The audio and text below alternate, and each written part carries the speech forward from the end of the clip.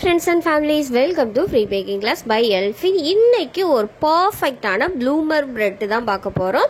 இது வந்து செய்யறது சிம்பிளா ஈஸியா செஞ்சிடலாம். அதே நேரத்துல ஒரு 4 இன்கிரிடியன்ட் வச்சு செம்ம சூப்பரா செஞ்சிடலாம். ஃப்ரீயாவே பேக்கிங் கத்துக்க ஆசைப்படுறீங்களா? பக்கத்துல பேக்கிங் கிளாஸஸ் இல்லையா? ஜஸ்ட் எங்க சேனலை சப்ஸ்கிரைப் பண்ணி ஃப்ரீ பேக்கிங் கிளாஸ்ல ஜாயின் பண்ணிக்கோங்க. இது முற்றிலும் இலவசமாக வழங்கக்கூடிய ஒரு கேக் பயிற்சி வகுப்பு.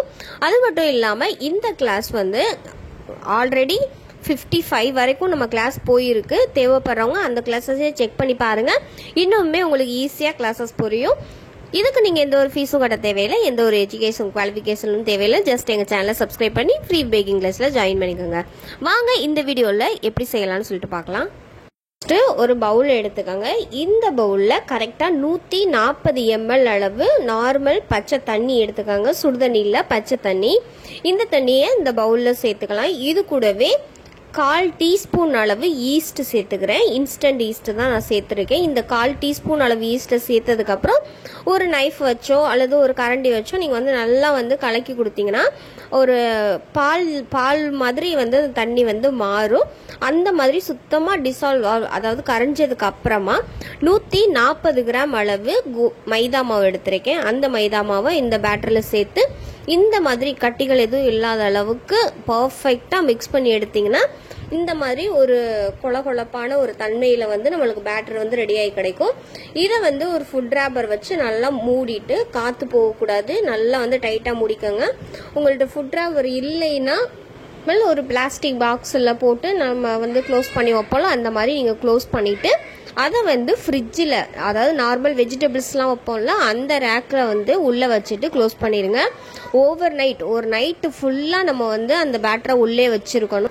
நீங்கள் இப்போ இன்னைக்கு நைட்டு 9 மணிக்கு நீங்கள் அதை பேட்டரை உள்ளே வைக்கிறீங்க அப்படின்னா மறுநாள் தான் நீங்கள் எடுத்து யூஸ் பண்ணணும். மறுநாள் 9 மணி 10 மணி அந்த மாதிரி டைமில் தான் யூஸ் பண்ணணும். இப்போ ஒரு பெரிய பவுல் எடுத்துக்கலாம். இது வந்து நான் மறுநாள் செய்கிறேன். அந்த பவுலில் 130 ml தண்ணி சேர்த்துட்டு 2 டீஸ்பூன் அளவு சால்ட் சேர்த்துக்கிறேன். இது கூடவே 1/2 டீஸ்பூன் அளவு இன்ஸ்டன்ட் ஈஸ்ட் வந்து சேர்த்துக்கிறேன். இதெல்லாம் நல்லா கலந்ததுக்கப்புறம் இதில் வந்து 375 கிராம் அளவு மைதா சேர்த்துக்கிறேன். இதையும் சேர்த்துட்டு நம்ம ஓவர் நைட் வந்து புளிக்க வச்சிருந்தோம்ல அந்த மாவு, ஈஸ்ட்டு, தண்ணி இதெல்லாம், அது பாருங்கள் எந்த அளவுக்கு பொங்கி வந்திருக்குன்னு. நம்ம வந்து 1/4 அளவு தான் வச்சுருந்தோம். இப்போ நான் வந்து எடுத்துருக்கிறது வந்து லைட்டாக எடுத்து வெளியில் வச்சுட்டு ஒரு 1/2 மணி நேரத்துக்கு மேலே ஆச்சு. கொஞ்சம் சில்னஸ் போனதுக்கப்புறமா தான் நான் பயன்படுத்தியிருக்கேன். இந்த மாதிரி பாருங்கள் நூலாக இருக்கா, அந்த மாதிரி பொங்கி வந்திருக்கணும். அப்போ தான் வந்து கரெக்டான கன்சிஸ்டன்சியில் இருக்குன்னு அர்த்தம். அப்படி நீங்கள் புளிக்காமல் நீங்கள் எவ்வளோதுக்கு மாவு வச்சுருக்கீங்களோ அவ்வளோது மட்டும்தான் இருக்குன்னா அது வந்து மாவு வந்து ஆக்டிவேட் ஆகலைன்னு அர்த்தம். இந்த மாதிரி ஒரு பேட்டர் ரெடி ஆனதுக்கப்புறம் அதை வந்து நம்ம அந்த மாவு தண்ணியெலாம் சேர்த்து வச்சுக்கோல ஒரு பெரிய பவுலு, அதில் வந்து சேர்த்துட்டு லைட்டாக மிக்ஸ் பண்ணிட்டு அப்புறம் வந்து கை வச்சு நல்லா அழுத்தம் கொடுத்து பிசைஞ்சிங்கனாலே கரெக்டாக இந்த மாதிரி ஒரு டோவாக கிடைக்கும். வந்து எக்ஸ்ட்ரா தண்ணியோ வேறு எதுவுமே சேர்க்க தேவையில்லை. நம்ம கொடுத்துருக்க மெஷர்மெண்ட்டையே கரெக்டாக பயன்படுத்துனீங்கன்னா கொஞ்சம் அழுத்தம் கொடுத்து பிசைகிற மாதிரி இருக்கும். அவ்வளோதான். பிசைஞ்சதுக்கப்புறம் இந்த மாதிரி இருக்கும். இதை வந்து ஒரு ஃபுட் ரேப்பர் போட்டு மறுபடியும் ஒரு 1 ஹவருக்கு 1 மணி நேரத்துக்கு அப்படியே நார்மல் ரூம் டெம்பரேச்சர்லேயே வச்சுருங்க. அது அப்படியே நல்லா பொங்கி டபுளாக வரும். இப்போ இந்த ஃபுட் ரேப்பர் போட்டு மூடி வச்சதுக்கப்புறம் நம்ம வந்து டபுள் ஆகிற வரைக்கும் வெயிட் பண்ணலாம். ஏன்னா அது வந்து அதிக வெப்பமான டைமில் வந்து சீக்கிரமே ப்ரூஃப் ஆயிரும். குளிர் டைமில் வந்து கொஞ்சம் ப்ரூஃப் ஆகிறது கொஞ்சம் டைம் எடுத்துக்கிறோம். இப்போ இந்த மாதிரி டபுளாக ப்ரூஃப் ஆனதுக்கப்புறம் இதை வந்து நம்ம ஒரு ஒர்க் ஏரியாவுக்கு மாற்றிக்கலாம். இப்போ 60 நிமிஷத்துலேயே நம்மளுக்கு நல்லா டபுள் ஆகி ஒரு பெரிய பால் மாதிரி கிடச்சிருக்கு. இதை வந்து நம்ம வந்து ஒரு ஒர்க் ஏரியாவுக்கு வந்து மாற்றிக்கலாம். அதே மாதிரி ஈஸ்ட் வந்து பர்ஃபெக்டாக இருந்தால் மட்டும்தான் ஈஸ்ட் வந்து ஆக்டிவேட் ஆகி இந்த மாதிரி மாவு பொங்கி வரும். எக்ஸ்பைரியான ஈஸ்ட்டு இல்லைன்னா அந்த டப்பா மூடி ஈஸ்ட்டு கொட்டி வச்சிருக்கோம், மூடி வந்து ஒழுங்காக மூடாமல் காற்று போய் அந்த மாதிரிலாம் இருந்துச்சுன்னா அது வந்து ஆக்டிவேட் ஆகாது. இந்த மாதிரி ஒரு ஏரியாவுக்கு மாற்றினதுக்கப்புறம் ஒரு சப்பாத்தி கட்டை வச்சு நல்லா தேய்ச்சி எடுத்துக்கோங்க.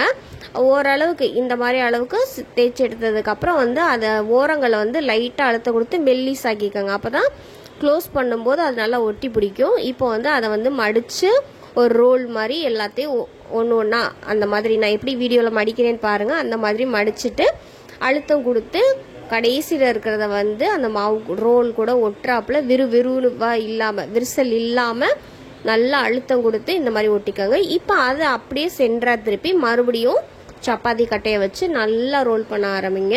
இப்போ வந்து அகலமாக பண்ணணும்னு தேவையில்லை, ஆனால் நீளமாக இருக்கிற மாதிரி பண்ணிக்கோங்க. அகலம் கம்மியாக நீளம் அதிகமாக இருக்கிற மாதிரி பார்த்துக்கோங்க. எக்ஸாக்டாக சொல்லணும்னா முட்டை சைஸ், முட்டை எப்படி இருக்கும், ஓவலாக இருக்குமா அந்த மாதிரி பண்ணணும்.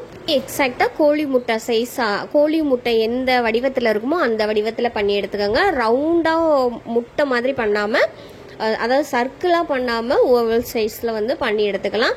இந்த மாதிரி 2 சைடுலேயும் இருக்கிற விரிசல்களை வந்து நல்லா அழுத்தம் கொடுத்து அதை வந்து க்ளோஸ் பண்ணிடுங்க. ஏன்னா வேகும்போது அப்படியே அந்த விரிசல் வந்து பிரிஞ்சுக்கிட்டு வந்துடும். அதை வந்து அவாய்ட் பண்ணுறதுக்காக இந்த மாதிரி அழுத்தம் கொடுத்து நல்லா அழுத்தி ப்ரெஸ் பண்ணி எடுத்துக்கோங்க. இந்த மாதிரி ஒரு ஓவல் ஷேப்பில் வந்து நீங்கள் பண்ணி எடுத்ததுக்கப்புறம் நம்ம வந்து ஒரு பேக்கிங் ட்ரே எடுத்துக்கலாம். அதில் வந்து பட்டர் பேப்பர் மட்டும் போட்டு எடுத்திருக்கேன். இதில் வந்து நம்ம ரெடி பண்ணி வச்சுருக்க அந்த டோவை சென்டராக இருக்கிற மாதிரி தூக்கி வச்சுக்கோங்க. ஏன்னா இது வந்து ப்ரூஃப் ஆகி இன்னும் கொஞ்சம் பெருசாகும். ஸோ வந்து அதனால் இதை நம்ம பேக்கிங் ட்ரே வந்து ஒரு 1 kgலேருந்து 1.5 kg வரைக்கும் அந்த ட்ரேயில் எடுத்துக்கலாம். இப்போ அது மேலே மறுபடியும் அந்த ஃபர்ஸ்ட் போட்டோவில் ஒரு ஃபுட் ரேப்பர் அதையே வச்சு நான் க்ளோஸ் பண்ணிக்கிறேன். இல்லைன்னா நீங்கள் வந்து ஒரு காட்டன் துண்டு கூட போட்டு மூடி வச்சுருங்க.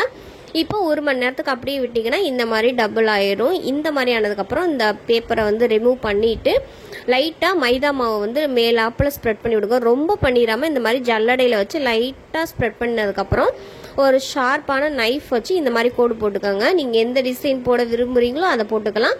நான் வந்து சும்மா லைன் மட்டும் போட்டிருக்கேன். உங்களுக்கு விருப்பமான சைஸில் நீங்கள் வந்து எது வேணாலும் டிசைன் போட்டுக்கலாம். அதே நேரத்தில் டிசைன் போடும்போது ரொம்ப போட்டு அழுத்திடாதீங்க, மாவு வந்து உள்ளே அழுத்திக்கிறோம், பள்ளமாயிரும். இப்போ ஓடிஜியை டைமரை 220 டிகிரிக்கு 10 நிமிஷம் ப்ரீஹீட் ஆன் பண்ணியாச்சு. இப்போ நம்ம ரெடி பண்ணி வச்சுருக்க ட்ரேயை உள்ள சென்டர் ரேக்கில் வச்சுட்டு டாப் அண்ட் பாட்டம் ராடில் 220 டிகிரியில் கரெக்டாக 30 நிமிஷம் பேக் பண்ணணும். இப்போ இந்த ரேக்கை உள்ளே வச்சதுக்கப்புறம் அதில் வந்து ஒரு டம்ளரில் சுடு தண்ணி வச்சுருக்கேன். ஏன்னா வந்து ஹீட்டை வந்து நம்மளுக்கு கொஞ்சம் அப்சர்வ் பண்ணி கொடுக்கும், ப்ரெட் வந்து சீக்கிரமாக கரிஞ்சிடாது. இப்போ லைட்டாக தண்ணியை வந்து நான் ஸ்ப்ரே பண்ணி விட்டுக்கிறேன். தண்ணி ஸ்ப்ரே பண்ணலைனாலும் ஒன்றும் பிரச்சனை இல்லை. ஆனால் ஹீட் வந்து ஈவனாக பரவணுங்கிறதுக்காக தண்ணியை வந்து லைட்டாக ஸ்ப்ரே பண்ணிவிட்டு 30 நிமிஷத்துக்கு top and bottom rod on பண்ணி பேக் பண்ணி எடுத்துக்கலாம். இப்போ 30 நிமிஷத்துக்கு அப்புறம் நல்லா பேக் ஆயிருக்கு. அதை வந்து கரெக்டாக அந்த ஃபர்ஸ்ட்டு தண்ணி எடுத்துருங்க. ஏன்னா ட்ரேயோடு எடுக்கும்போது தண்ணி வந்து குப்பரைக்கு கவர வாய்ப்பு இருக்குது. ஃபர்ஸ்ட்டு தண்ணி எடுத்துகிட்டு அதுக்கப்புறம் ட்ரேயை வெளியில் எடுத்து வச்சுட்டு நல்லா ஆற வச்சுருங்க. நல்லா ஆறுனதுக்கப்புறமா தான் நம்ம அந்த ப்ரெட்டை வந்து கட் பண்ணணும். உடனே கட் பண்ணிங்கன்னா அது வந்து பிசு பிசுன்னு இருக்கிறாப்புல இருக்கும். கரெக்டாக 30 நிமிஷத்துலேயே கண்டிப்பாக வெந்துடும். நீங்கள் வந்து ஸ்டிக்கெலாம் இதில் உள்ளே இன்சர்ட் பண்ணி பார்க்கணுன்னு அவசியமே இல்லை. இந்த ப்ரெட் வந்து 1 வீக் வரைக்கும் நம்ம வந்து தாராளமாக வச்சு சாப்பிட்லாம். நீங்கள் வச்சுட்டு நான் ப்ரெட் ரோஸ்ட்டு அந்த மாதிரி, ஏன்னா அந்த காலத்துலலாம் இந்த மாதிரி தான் வந்து ப்ரெட்டு புளிக்க வச்சு செஞ்சுருக்காங்க. இது டேஸ்ட் வைஸுமே செம்மையாக இருக்கும். நீங்கள் ட்ரை பண்ணி பார்த்துட்டு கண்டிப்பாக ஃபீட்பேக் சொல்லுங்கள். இந்த ரெசிபி உங்களுக்கு பிடிச்சிருந்துச்சுன்னா கண்டிப்பாக ஷேர் பண்ணுங்கள், லைக் பண்ணுங்கள், கமெண்ட் பண்ணுங்கள், சப்ஸ்கிரைப் பண்ணுங்கள். பக்கத்தில் இருக்க பெல் ஐக்கானை கிளிக் பண்ணி ஃப்ரீ பேக்கிங் கிளாஸில் ஜாயின் பண்ணிக்கோங்க. இந்த ப்ரெட்டு வந்து வெளியில் வந்து கொஞ்சம் மொறுமொறுன்னு இருக்கிறாப்புல இருக்கும், ஆனால் உள்ளே வந்து அவ்வளோ சாஃப்டாக இருக்கும். வேணா நீங்கள் வீடியோவில் பார்த்தீங்கனாலே தெரியும், அந்த அளவுக்கு பர்ஃபெக்டாக இருக்கும். இது வந்து பழங்காலத்தில் செய்யக்கூடிய ஒரு ப்ரெட்டு. ஸோ வந்து நீங்கள் எல்லோரும் ட்ரை பண்ணி பாருங்கள். Thank you for all.